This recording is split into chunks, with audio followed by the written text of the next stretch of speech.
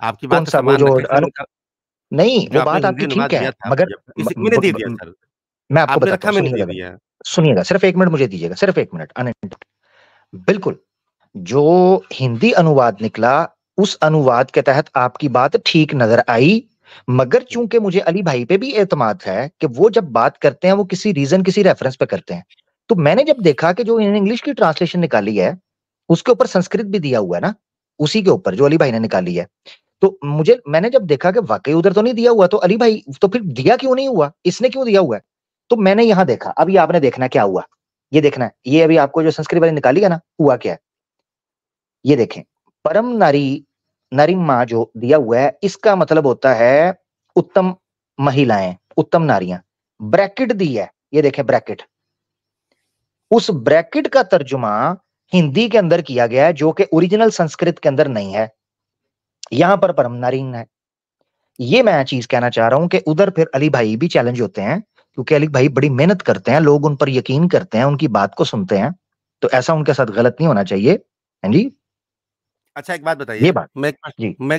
मैं 2 शब्दों का उपयोग कर रहा हूँ, इसका आप अर्थ बताइएगा।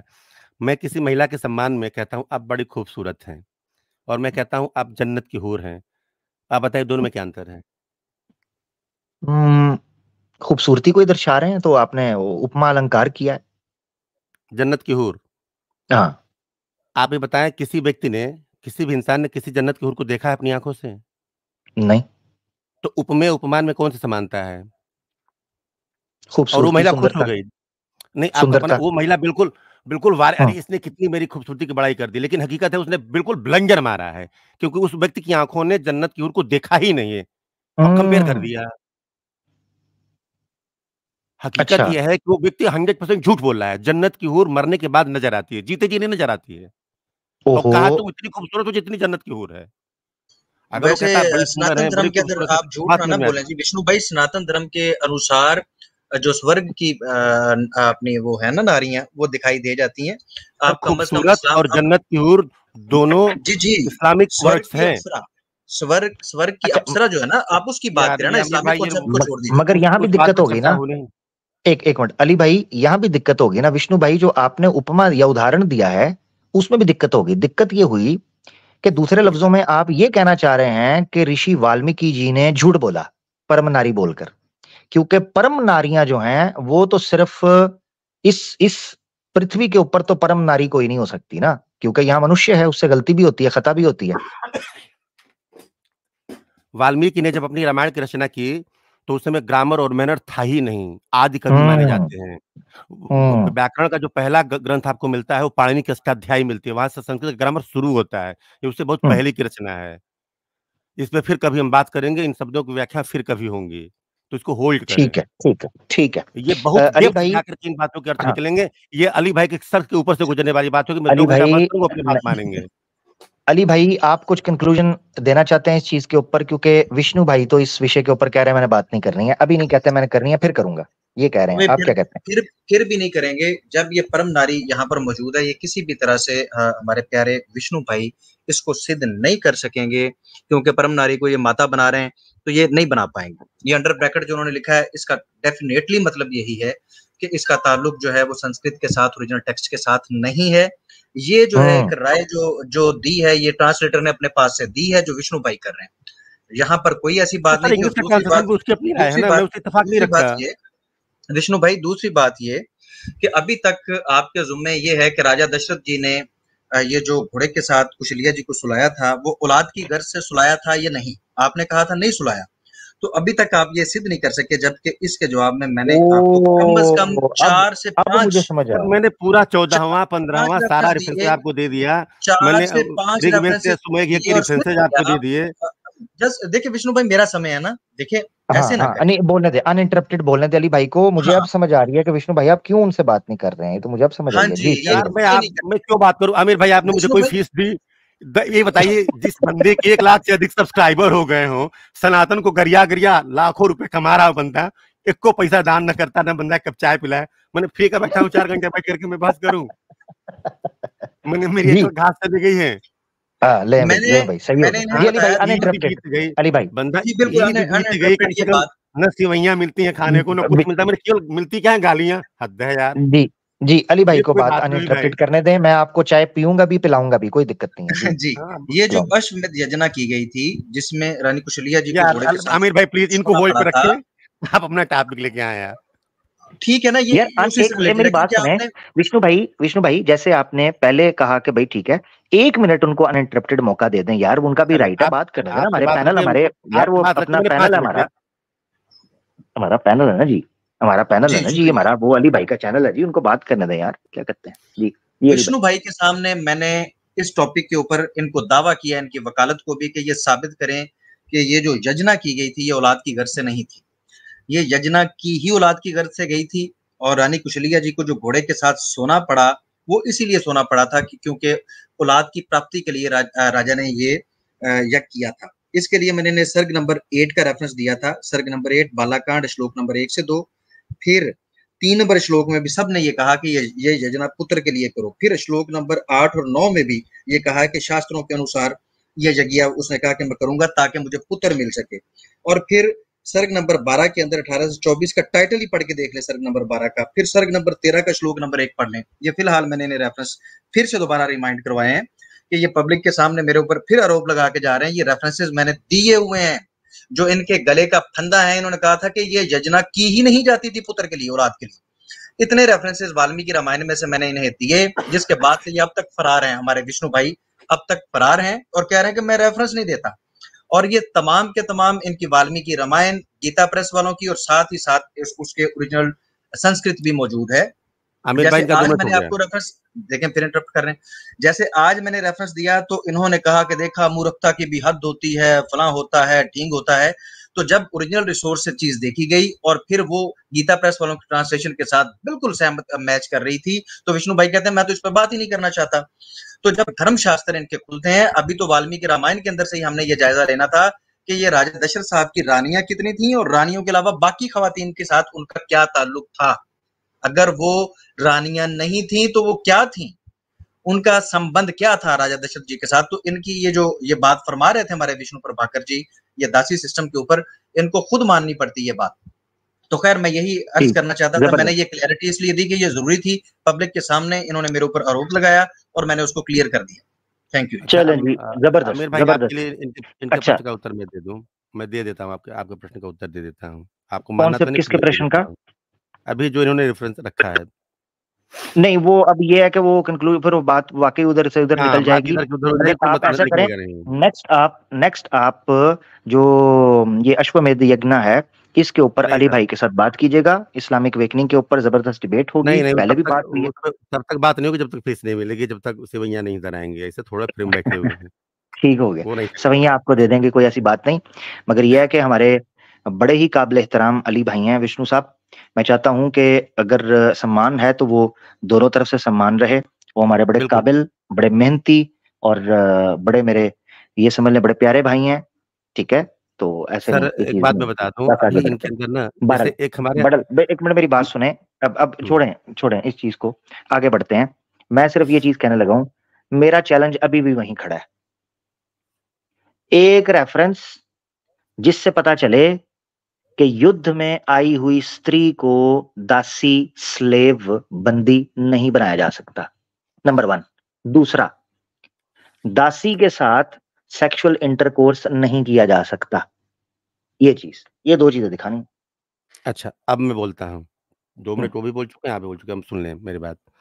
एक रेफरेंस आप मुझे दिखाइएगा कि सेक्स स्लेव बनाया जाता था, आपकी ज़िम्मेदारी है। दूसरी चीज़, ठीक, इनके उस प्रश्न का उत्तर दे देता हूँ। भगवान राम का जन्म जो हुआ है, श्रृंगी ऋषि के यज्ञ से हुआ है, जिसको पुत्रेष्ठी यज्ञ कहते हैं। और उसके रेफरेंसेस मैंने वेदों में भी दिए थे कि किन मंत्रों के थ्रू हुआ था। वो अलग कॉन्टेक्स्ट है, और आप सर पटक के मर जाएँगे, फिर भी अश्वमेध यज्ञ से जन्म नहीं सिद्ध कर पाएँगे। अश्वमेध बिल्कुल अलग चीज़ है, पुत्रेष्ठी बिल्कुल करेंगे। अलग चीज़ है, तो ये प्लीज़ हम्म, वहाँ ना जाएँ। और दूसरी चीज़, चलें थोड़ा थोड़ा पढ़ें। चलें अब वो चलें, आप पढ़ने लगे हैं, आमिर भाई यार, पढ़ने लगे हैं, एक अब पढ़ने लगे हैं यार जी। इसके ऊपर बात करेंगे, या जो आज का टॉपिक था उसके ऊपर बात करेंगे? आज का टॉपिक आ गया ना, यही है आज का टॉपिक ही है ना, जो आपने मुझसे मांगा है। आपने तो नहीं दिया, आपने कहा एक रेफरेंस दिखा दें। मैं आपसे मांग रहा हूं निषिद्ध होने का, अब मैं दिखाने लगा हूं।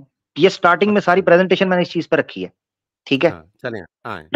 थोड़ा राक्षसा विवाह जो है उसको थोड़ा सा आप बताइएगा किसे कहते हैं। आप अपना पॉइंट ऑफ व्यू रख ले, फिर मैं अपनी बात रखता हूँ। आप अपनी बात रखें। राक्षसा विवाह को डिफाइन करते हैं।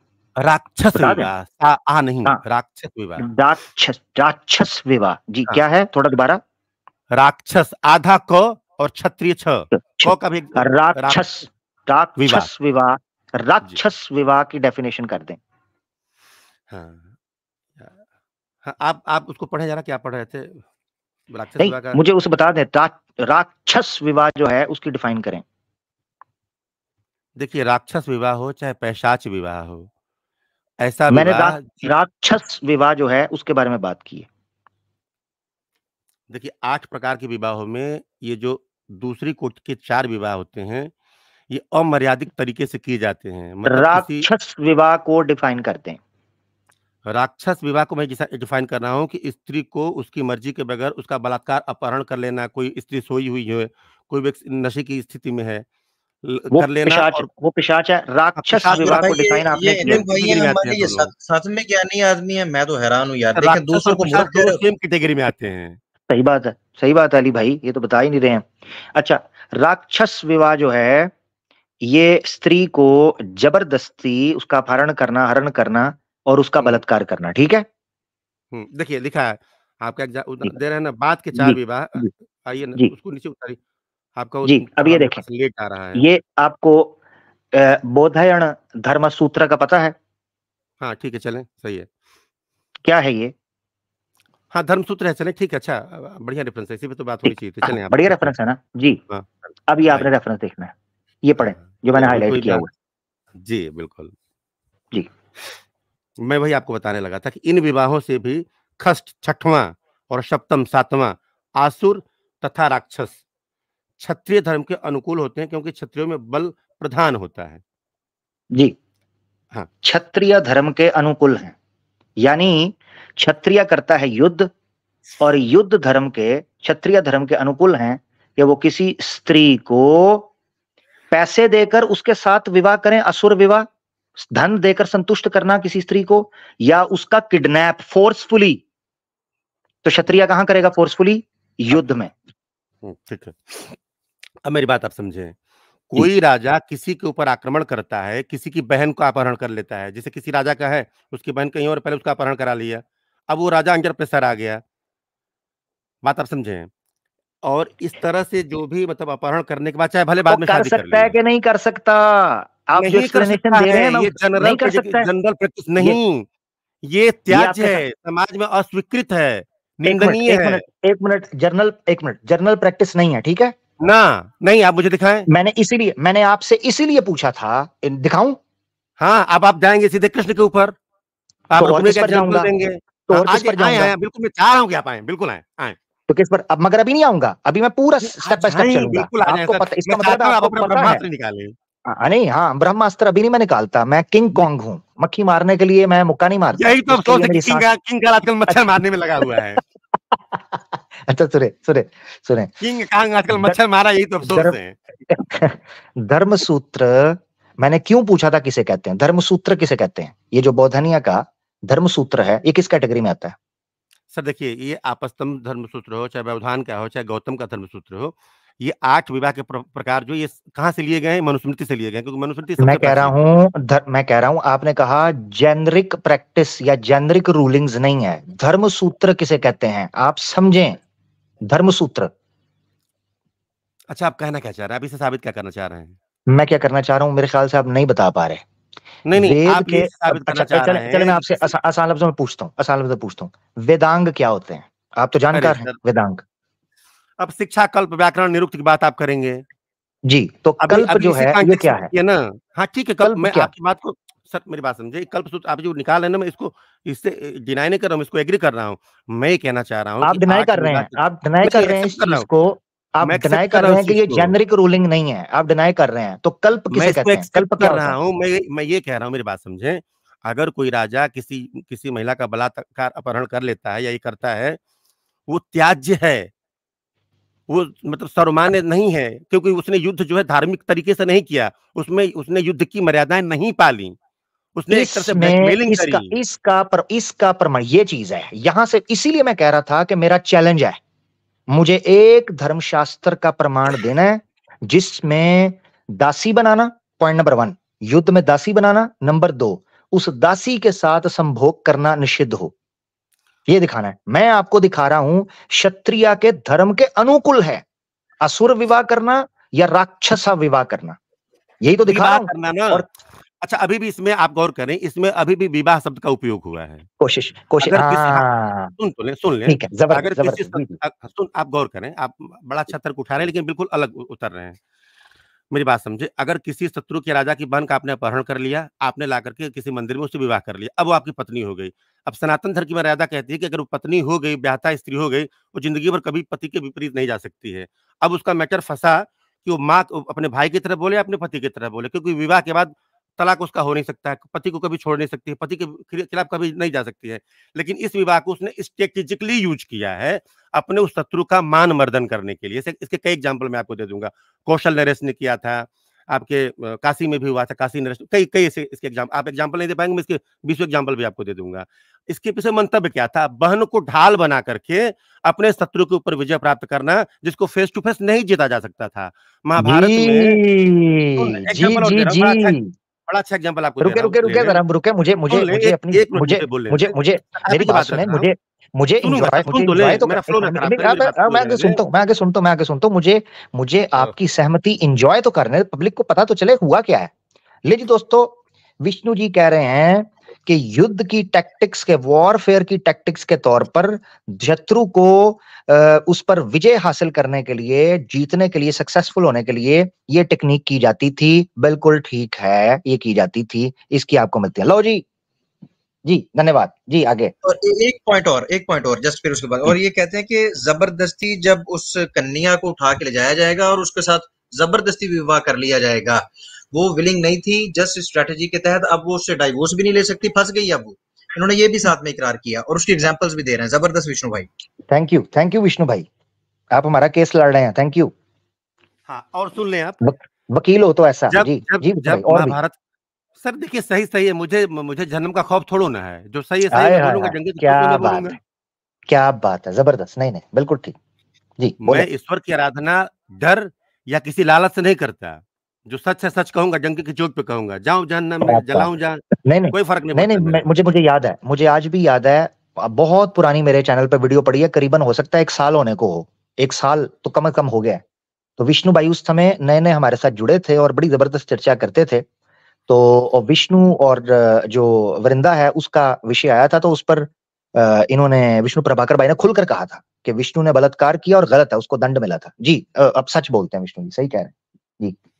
देखिए एक एग्जाम्पल मैं आपको देता हूँ। जिस समय महाभारत का युद्ध चल रहा था और सबसे बड़े सेनापति के तौर पर भीष्म पितामह आए थे, तो भीष्म पितामह को मारना संभव हो गया। अब युद्ध की मर्यादा देखिए, 5 बजे के बाद यानी सूर्य जब अस्त हो जाता था तो दोनों पक्ष के लोग लड़ रहे हैं।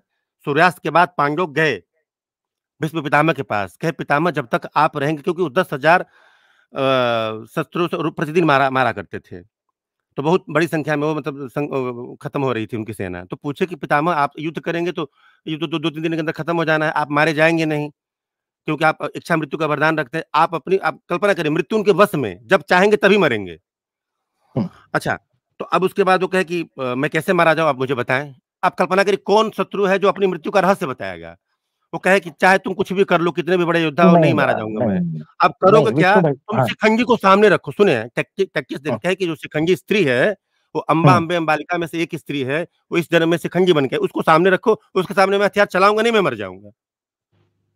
अब आप कल्पना करिए, एक स्त्री को सामने रखा गया मारने के लिए स्ट्रेटेजिकली, लेकिन ये निंदनीय कृत्य है, ये तो बात नहीं हुई, फेस टू फेस लड़ बहरहाल के मारते विष्णु हैं। भाई जो बात आप कर रहे हैं ना, देखें इस विषय के ऊपर अगर बात की जाए तो यकीन करें कि भीष्म पितामह खुद और सनातन धर्म के जितने भी हीरोज थे, अतः के श्री कृष्णा जी जो वहां पर मौजूद थे, ये कितने अफसोस की बात है कि अगर इसको पाप समझा जाता तो भीष्म पितामह को उस वक्त कोई सजा नहीं दी गई जिस वक्त उसने उस महिला ने फिर आप लेके जल जाएंगे के वहां अपनी पे, जान दे दी अब थी, अम्बा अंबे जान दे अंबालिका दी पे थी। लेके नियम तो जाएंगे कोई ये। नहीं है, फिर इसका मतलब है यहाँ पर शरापों पे बातें चलती हैं, नियम बिल्कुल कोई नहीं है, बिल्कुल भगवान इतने सही इतने कह बड़े रहे आ हैं, रहे हैं।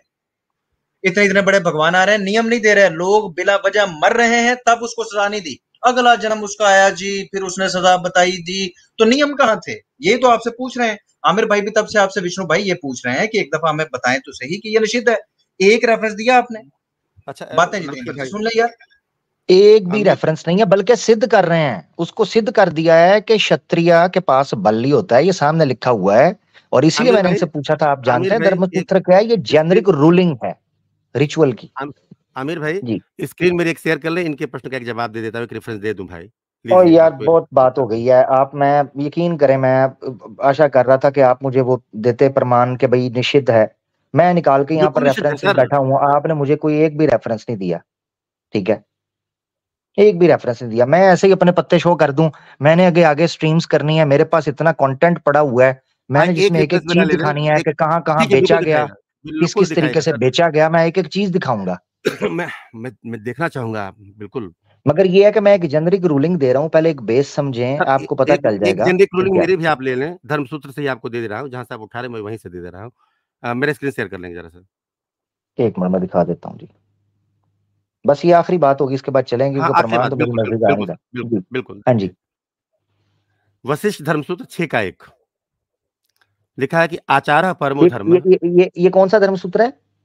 ये सर वशिष्ठ धर्मसूत्र दे रहा हूँ, 6 का 1 दे रहा, रेफरेंस दे रहा हूँ, आप स्क्रीन शॉट ले लें। नहीं, क्या लिखा मुझे है स्क्रीनशॉट नहीं, मुझे वो लिंक, एक मिनट, मैं पीडीएफ दे दूंगा आपको प्राइवेट चेक में, कहाँ घबरा रहे हैं? हाँ पीडीएफ दे दे मुझे।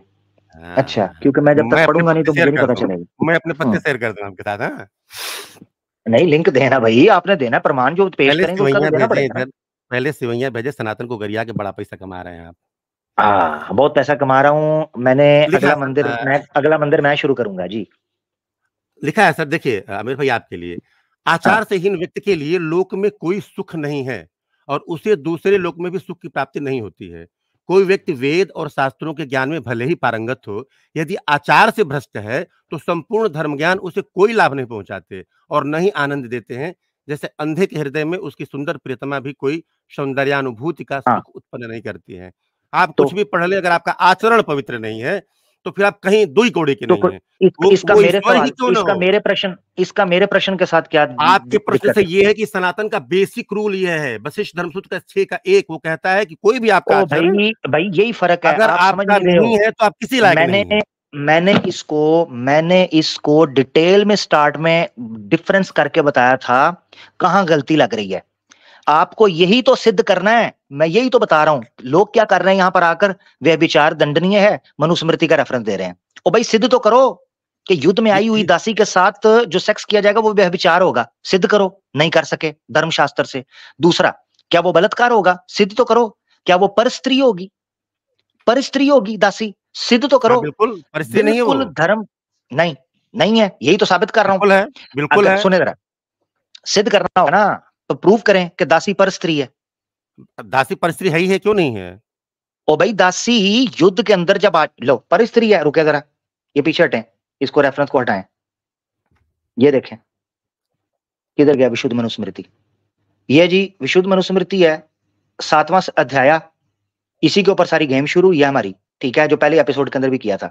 ये देखें जरा यार 2 बज गए। ये देखें, युद्ध में रथ, घोड़े, हाथी, छत्र, धन, धान्य, अन्य पशु, नौकर, स्त्रियां, ठीक है, जिसको संस्कृत में स्त्री कहा गया है, सब प्रकार के पदार्थ, घी, तेल आदि के कुप्पे, जो जिसको जीते वो उसी के भाग होंगे, जो जिसको जीते। अब देखें आगे, ये देखना है, ये ऋषि अर्थ है। इस व्यवस्था को कभी ना तोड़ें कि लड़ाई में जिस जिस अमात्य व अध्यक्ष ने रथ, घोड़े, हाथी, छत्र, धन, धान्य, गाय आदि पशु और स्त्रियां तथा अन्य प्रकार के सब द्रव्य और घी, तेल आदि के कुप्पे जीते हों, वो उसी को ग्रहण करे। परस्त्री कैसे हुई? जिस स्त्री को उसने जीता है युद्ध के अंदर, वो उसकी स्त्री है। अरे नहीं भाई, सुन तो ले, कहीं करोड़ा भानुमति ने कुंभा जोड़ा, मेरी बात सुनेगा? वेरी गुड, मैं कह रहा हूं आपके शास्त्र कह रहे हैं। अरे ठीक है, मैं बात कर रहा हूं ना, सुन तो ले, सुनना तो सीखे। अब मेरी बात समझे, किसी राजा ने किसी राजा के ऊपर आक्रमण किया, उसके महल में 1000 दास दासियां हैं जो कार्य कर रही हैं। अब वो राजा तो मर गया, वो वर्कर तो वहाँ पे काम कर रहे हैं, कोई कुछ कर रहा है, कोई कुछ कर रहा है। अब उन सारा दासियों का जो स्वामित्व होगा, वो सीधे उस राजा के हाथ में गया, क्योंकि उस राज्य का स्वामी अब राजा बन गया। तो जबरदस्त। अब उन दासियों की, अच्छा, जो दासियां काम करती थी, उनकी जितनी भी सैलरी होती थी, जो भी उनको अपॉइंटमेंट लेटर पे लिखा रहता था, वो सारे के सारा उसी की संपत्ति के तहत काम करेंगे, उनकी जिम्मेदारी वही निभाएगा। इसका मतलब ये नहीं कि दासियों को लेगा, सेक्सुअल इंटरकोर्स करेगा, उठा के बेच देगा ना। हाँ, जबरदस्त जबरदस्त। अब रुक जाना है। पॉइंट वो नंबर 1 भूखी नहीं गौर है, करना, सुने जरा। वो माले गनीमत हाँ नहीं है। हाँ, यही तो बता रहा हूँ। अब सुनना है आपने, अब सुनने का हौसला माले आपने गनीमत करना से है। कंपेयर कर नहीं सकते हैं आप। अब सुनने का कर, मैं साबित करूंगा, सुनने का हौसला करना अरे है। अरे, बड़े शौक सुनने से का करें हौसला, सर। अब सुने, अब खामोशी से सुनना है आपने। पॉइंट नंबर 1, मुझे इसमें कोई दिक्कत नहीं है। फिर वही जिस पॉइंट को स्टार्ट के अंदर मैं क्रिस्टल क्लियर कर चुका हुआ हूं कि दो चीजों को गड़बड़ ना करें।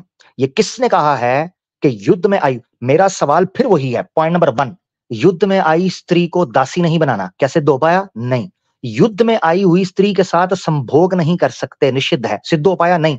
मैंने धर्म सूत्र का रेफरेंस दिया जिसमें क्षत्रिय के धर्म के अनुकूल है कि वो राक्षस विवाह करे, यानी फोर्सफुली बलात्कार करे, उसके धर्म के अनुकूल है, कोई दिक्कत नहीं है, कोई दंड नहीं है। Point number 1। अब सुने यहां से क्या चीज है, कैसे मालिक नियम सिद्ध होता है। घोड़े, हाथी, छत्र, धन धान्य के कॉन्टेक्स्ट में स्त्री आई है। किधर गई? आ ये स्त्री आई है। अच्छा, क्या घोड़ा बेचा जा सकता है? बेचा जा सकता है। हाथी बेचा जा सकता है? बेचा जा सकता है। छत्र बेचा जा सकता है? बेचा जा सकता है। घी, तेल, इसका ग्रहण किया जा सकता है? किया जा सकता है। वो स्त्री जो है, वो स्त्री भी उसकी प्रॉपर्टी बनेगी। अब अगला सवाल उठता है, क्या वो उसकी नौकरानी बनेगी, उसकी मेड बनेगी? बिल्कुल बन सकती है। क्या उन जिन राजाओं के पास थी, क्या वो राजा संभोग नहीं करते थे? इसका प्रमाण दे दें। वो तो करते थे, तभी तो आप कह रहे हैं कि जनाब ओ हो तो सनातन धर्म के विरुद्ध। आप नहीं कर सकते हैं, इसका प्रमाण अभी तक पेंडिंग है, जो मैंने दे दिया। फिर वही और भी बात कई प्रमाण है। अरे रुके तो सही, आप तो लग रहा है बुलेट ट्रेन पर भागते चले जा रहे हैं। आप मुझको एक यार बस प्रमाण काफी दे बात दें हो कि गई है, जो टाइम वेस्ट हो रहा है। यकीन करें, आपके साथ बात करने का आज फायदा कोई भी नहीं हो रहा, सही बताऊं आपको। तो जाने तो कोई बात नहीं, मैं आपको हकीकत बता दे रहा हूँ। ये संदर्भ वहीं से लिया गया है कि जो दास दासियां महलों में काम कर रही होती हैं, वो नए राजा के स्वामित्व में आ जाती हैं और वैसे ही ओ भाई, कंटिन्यू काम करती कर हैं रही जैसे पहले होती हैं, करती मैं हैं। फिर टोक रहा हूँ। मेरी बात हो गई है, सीधी बात है, मेरी बात सर, हो मुझे गई विष्णु राक्षस जी, विवाह आपसे की जात में। महिलाओं से विवाह करने के बाद उनको बेचने का जरा अधिकार मुझे दिखा दें, मैं ओ देखना बेचने चाहूंगा कि का, किन ये बाजारों में मेरा बेची नेक्स्ट, गई ये हैं। मेरी नेक्स्ट एपिसोड जो होगी ना, नेक्स्ट एपिसोड आज जो मैंने की है, मैं आपको बताता हूँ। प्रमाण तो है मेरे पास, आपने टैब्स खुले हुए देखें, ये देखें मेरी स्क्रीन आपको नजर आ रही होगी, टैब्स खुले हुए हैं, मेरे पास सारे रेफरेंसेस हैं। मैं चलना चाह रहा हूँ स्टेप बाय स्टेप, क्योंकि मेरे पास कहने को बहुत कुछ है। मैं वो आज ही सारी बात नहीं खत्म कर रहा, आज आपको सारा खाना नहीं खिलाऊंगा, मैं आहिस्ता आहिस्ता आपको खिलाऊंगा। जिस तरह ईद से पहले हम बकरे को 30 दिन पहले, 2 महीने पहले ले आते हैं, पहले उसको अच्छे से खिलाते हैं, पिलाते हैं, फिर उसके बाद उसको लिटाते हैं, फिर उसको पकाते हैं। तो अभी मैंने तसल्ली से ये बकरा मुझे मिल गया, ये मुद्दा जो है स्लेवरी का, लोंडीबाजी का और लूट के माल का सनातन धर्म में, ये मुद्दा मुझे मिल गया। अब इस मुद्दे को मैंने घसीटना है, लोगों को समझाना है, एक एक इशू के ऊपर मैंने लोगों को दिखाना है कि जो इस्लाम के ऊपर आक्षेप लगाते थे, आरोप लगाते थे, आपत्तियां उठाते थे, जरा अपने शास्त्रों का ध्यान करके देखो, तुम्हें पता चलेगा किस अंधेरे के अंदर बैठे हुए थे। बहुत शुक्रिया विष्णु जी, आगे बढ़ते हैं, अच्छा, आपसे बहुत बात होगी। एक स्क्रीन में दिखाऊं, इस पे आपको टिप्पणी करना चाहेंगे? एक एक कोई नहीं, आगे अगर आप बढ़ते हैं, करना चाहें, बहुत शुक्रिया विष्णु जी, बहुत शुक्रिया, काफी बात एक होगी। रिफ्रेश आपकी ले लें तबीयत भी हल्का सा। खराब है, आपकी तबीयत भी खराब है, बहुत शुक्रिया, आज आपको वक्त से बहुत से ज्यादा मेरा भाई दे दिया है, जी, बड़ी मेहरबानी आपकी है। बहुत और बहुत भी लोग धन्यवाद बैठे, आपका, थैंक यू, धन्यवाद। धन्यवाद धन्यवाद। अरे भाई, मैं बड़ी माजरत चाहता हूँ, ठीक है, कि जो है वो ये बंदा बार बार आपको काट रहा था, सब चीजें हो रही थी, मगर ये है कि मैंने चाहा कि अली भाई हैं, जी, जी, अली आमिर भाई। भाई, नो प्रॉब्लम, बिल्कुल ठीक तरीके से आपने बात की और ये इसी तरह होना चाहिए था, कोई मसला नहीं। आपको पता है कि ये हमारे भाई इस तरह इसलिए करते हैं, वरना आपके चैनल पे आने के बजाय ये हमारे पास तशरीफ लाया करते थे और पीछे भी हाँ 2-3 दफा आए हैं। तो आज इधर आके ये हाँ, गेम कर रहे थे कि कोई नई बात ना खुल जाए। अभी तो काफ़ी बात थी लूट-मार पे भी वाल्मीकि रामायण के अनुसार और दीगर इनके शास्त्रों के अनुसार। इंशाअल्लाह ताला इस काम में आपके साथ इंशाअल्लाह मैं भी अगली स्ट्रीम में ज़रूर हाज़िर होऊँगा और शुरू से ही होऊँगा। बिल्कुल। और इंशाअल्लाह ताला ठीक तरीके से इस चीज़ को इनके सामने रखते हैं। बाकी इनकी कोई मसला नहीं, आपने बिल्कुल ठीक अंदाज़ से इसके सामने जो सवालात हमारे भाई के सामने रखे, वो अब सबके सामने बात आ गई कि एक भी ये रेफ़रेंस नहीं दे सके। कितनी बार पूछा है कि यार ये निषिद्ध है, बता दो। अब आपने ये जो रेफ़रेंस सामने रखा कि वाज़े तौर पे जिसने जीती उसकी हुई। और यहाँ पर वो जो कहानी सुना रहे थे कि वो वाली स्त्रियाँ थीं, ये दासियाँ थीं उस पिछले किंग की, वो कुछ भी यहाँ पर नहीं लिखा हुआ। तो अपने पास से ये आपकी आवाज गई अली भाई। नो प्रॉब्लम, ज़बरदस्त। जबरदस्त, अब शायद आई है। नेट में कोई इश्यू हो नहीं नहीं, गया। अब आ गई, अब आ गई, थोड़ा सा हुआ था। जबरदस्त, माशाल्लाह। चले, नो प्रॉब्लम, जबरदस्त हो गया। नहीं माशाल्लाह, बड़ी जबरदस्त आपकी तरफ से पॉइंट आए। और अली भाई ने जो प्रमाण दिया राम जी के हवाले से कि